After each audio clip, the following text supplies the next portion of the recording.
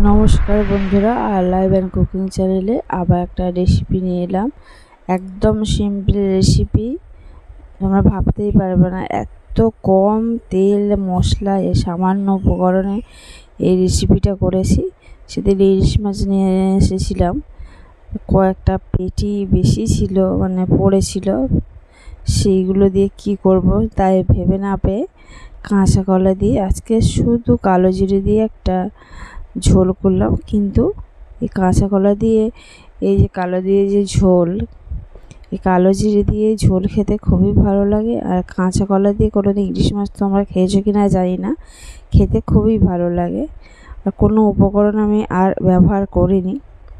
দেখো মাছগুলোকে আমি ভেজে নিচ্ছি, মাত্র 5 পিস মাছ ছিল আর একদম কম তেল দিয়েছি। আর তোমরা জানো ইলিশ মাছে খুব বেশি তেল দেওয়ার প্রয়োজনও হয় না। এবার মাছগুলোকে আমি ভেজে নেব।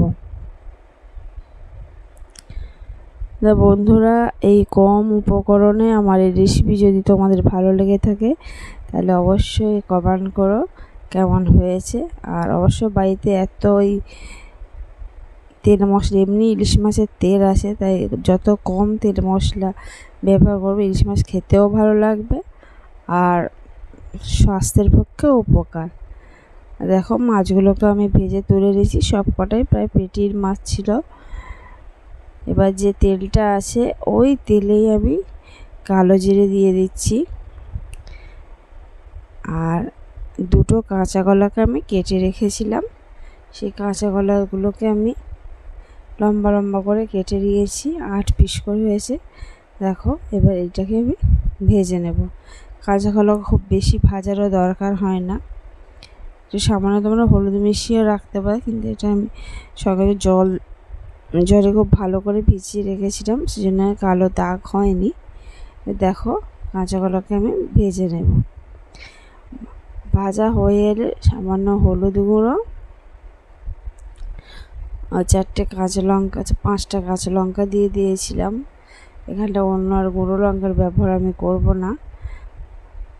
আর সামান্য দেখো একদম হাফ চামচও নয়, 4 ভাগের 1 ভাগ সামান্য হলুদ দিয়েছি। দিয়ে আমি কাঁচা কলাকে আর একটু নেড়ে চেড়ে নিয়ে সামান্য লবণ দিয়ে দিয়েছি স্বাদ অনুযায়ী। এখানে আমি সেন্দব লবণ ব্যবহার করেছি, তোমরা এমনি লবণও স্বাদ অনুযায়ী ব্যবহার করবে। এবারে দেখো ভাজা আমার হয়ে গেছে, এবার আমি জল দিয়ে দেবো। আর অন্য কোনো মশলা দেওয়ার কোনো প্রয়োজন নেই। এই রান্নাটা খুব তাড়াতাড়ি হয়, খুব সিম্পল হয়। আর অনেক সময় ইলিশ মাছ সবসময় মশলা না খেয়ে যদি এরকম হালকা পাতলা ঝোল খাওয়া যায়, খেতে খুবইও ভালো লাগে। ইলিশ মাছের টেস্টটা খুব ভালো পাওয়া যায়। দেখো এবার ভেজে রাখা মাছগুলোকে আমি দিয়ে দিচ্ছি। এরকমভাবে হালকা ইলিশ মাছের ঝোল কাঁচা কলা দিয়ে একবার বাড়িতে অবশ্যই তোমরা ট্রাই করো, দেখবে খুবই ভালো লাগবে। তা বন্ধুরা, আজকের এই রেসিপি আমার এই পর্যন্ত, অফ করে দিলাম। আবার অন্য কোনো রেসিপি নিয়ে তোমাদের সামনে চলে আসবো। ততক্ষণ তোমরা ভালো থেকো, সুস্থ থেকো। ধন্যবাদ। আর বন্ধুরা, ভিডিও দেখার অনুরোধ রইল।